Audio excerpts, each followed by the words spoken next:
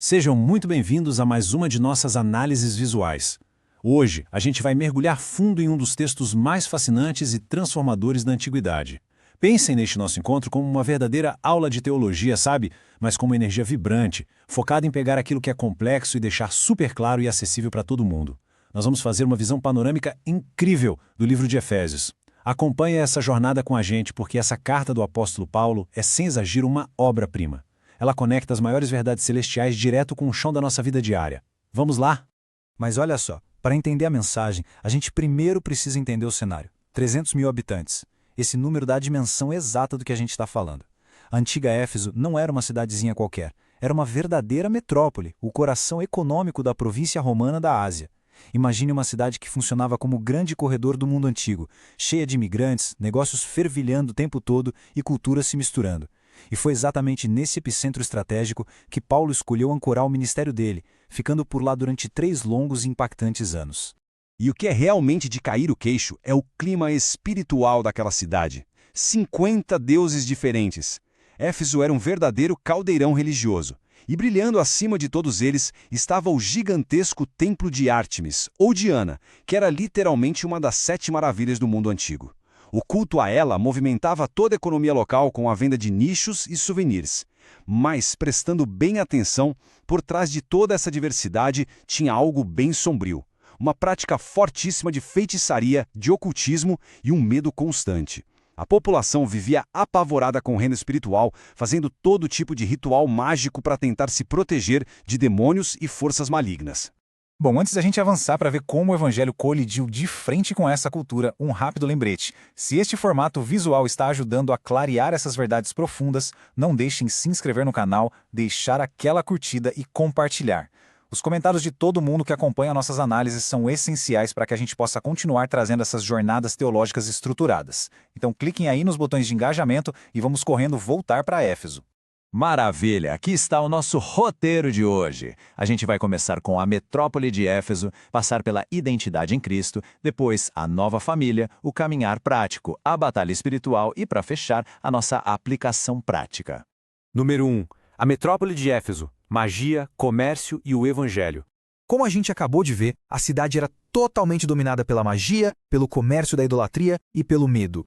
Mas o que acontece quando a mensagem de Paulo chega a esse ambiente tão saturado? Acontece exatamente o que vemos aqui nesta frase. A palavra prevaleceu. A chegada do evangelho causou um verdadeiro colapso no sistema local. As pessoas começaram a abandonar os ídolos, o que acabou desarticulando a economia do templo de Ártemis. Livros de magia caríssimos foram literalmente queimados em praça pública. Pela primeira vez, aquelas pessoas entenderam que, através de Jesus, elas podiam resistir a todos os poderes das trevas que as ameaçavam. Elas foram de fato libertas do medo.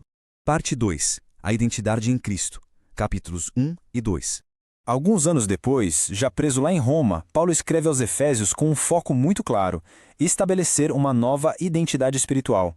E ele faz isso entregando uma verdadeira obra-prima teológica sobre a Trindade. Só para ter uma ideia, no grego original, o apóstolo começa com uma explosão de adoração, que forma simplesmente o parágrafo mais longo de toda a Bíblia. Vejam só como Paulo organiza a nossa salvação. Deus, o Pai, planeja, nos escolhendo e adotando. O Filho, Jesus, executa esse plano, nos redimindo e perdoando. E o Espírito Santo confirma tudo isso, atuando como um selo e a garantia, o penhor da nossa redenção. É um projeto absolutamente perfeito do início ao fim. E o ponto crucial de toda essa identidade fica super claro no capítulo 2. Paulo nos lembra que, embora a gente estivesse morto em delitos, Deus nos deu vida. A palavra grega que ele usa para feitura ou obra-prima é maravilhosa, poema. Nós somos a poesia de Deus. Ele nos criou em Cristo Jesus, não para ficarmos parados de braços cruzados, mas para as boas obras que ele mesmo já havia preparado de antemão. Número 3. Uma nova família. Capítulos 2 e 3. Só que tem um detalhe importante: essa nova identidade não é apenas individual. Paulo introduz aqui uma mudança sociológica radical no mundo antigo. Naquela época, existia uma divisão intransponível entre os judeus, que eram o povo da aliança, e os gentios, que eram considerados sem esperança e totalmente afastados de Deus. Havia literalmente um muro, uma inimizade absurda. Mas aí Paulo revela um mistério do evangelho. Jesus quebrou esse muro de separação. A cruz não apenas reconciliou os seres humanos com Deus, ela reconciliou os seres humanos uns com os outros, formando uma única família multiétnica. uma nova humanidade. 4. O caminhar prático. Capítulos 4 e 5. É bem aqui que a carta dá uma virada fascinante, descendo daquelas realidades celestiais lá do alto direto para a nossa prática diária. A carta é dividida em duas metades perfeitas, que são conectadas por uma palavra absolutamente essencial logo no início do capítulo 4. Portanto, os 3 primeiros capítulos explicam a nossa identidade, aquilo que Deus fez. Já os 3 últimos capítulos explicam a nossa ação, ou seja, como a gente deve responder. A nossa profunda teologia tem que obrigatoriamente ditar o nosso comportamento no dia a dia. Mas e aí? Como isso se parece na prática? Paulo usa uma metáfora muito simples da gente entender. É como trocar de roupa. Nós devemos nos despir, tirar a velha humanidade como se fossem roupas velhas, sujas, abandonando coisas como a mentira, a raiva descontrolada e o roubo. Em contrapartida, a gente precisa vestir as roupas da nova humanidade, praticando ativamente a verdade, a paz, a generosidade e o perdão mútuo. Avançando para o capítulo 5, ele vai ainda mais longe. Ele contrasta a embriaguez, que leva a gente a perder o controle, com o ser cheio do Espírito Santo. E vejam que interessante, a evidência de uma vida cheia do Espírito não é algo místico, esquisito ou distante, mas algo muito prático. São 4 passos: a comunhão, que inclui cantar juntos, a adoração verdadeira ao Senhor, a gratidão constante por todas as coisas e a submissão, que nada mais é do que o respeito e o cuidado mútuo. É exatamente essa plenitude que vai transformar as dinâmicas mais difíceis da vida humana, o nosso casamento, a criação dos nossos filhos e até mesmo o ambiente de trabalho. 5. A batalha espiritual. Vamos para o capítulo 6. Lembram do que a gente conversou lá no começo sobre Éfeso ser uma cidade afundada em magia e no medo de demônios? Pois é, Paulo não ignora isso de jeito nenhum. Ele nos lembra que a nossa verdadeira guerra não é contra pessoas, não é contra carne e sangue, mas sim contra as forças espirituais do mal. E a solução para isso não são rituais mágicos, mas sim vestir a armadura de Deus.